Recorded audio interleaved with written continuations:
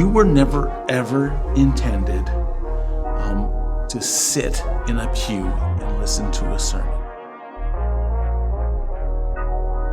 We always like to talk about our sweet spot. It's a great thing. It's the place where you excel. It's that stuff that comes easily to our lives, that you're naturally good at, that you are gifted at.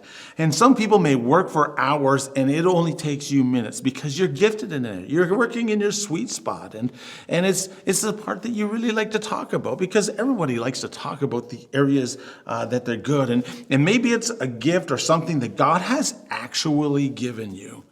One of those gifts in 1 Corinthians chapter 12 or in Romans chapter 12 or Ephesians chapter 4 talks about different gifts that God has given us according to the measure of our faith and by his sovereignty, the way he just kind of moves. And we have these gifts and we're good at them. So what could possibly be wrong with a sweet spot? God has given us the sweet spot. It's such a wonderful thing. Well, nothing.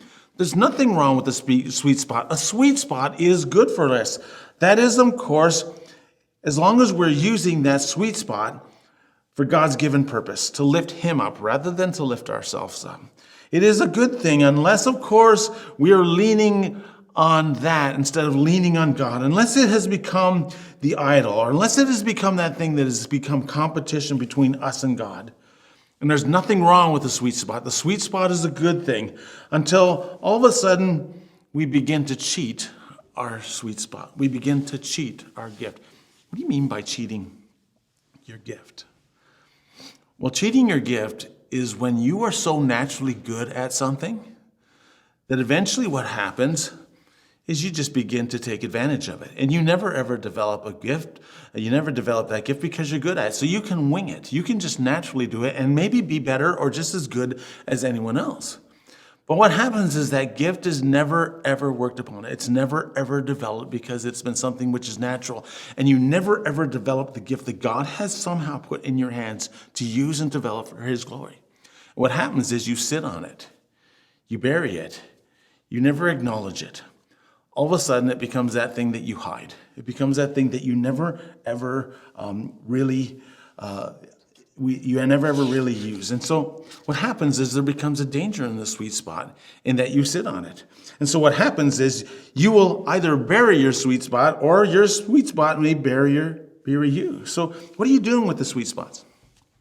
What are you doing with those areas in your life that you will be most accountable to God for because he has actually given you those things to serve him with?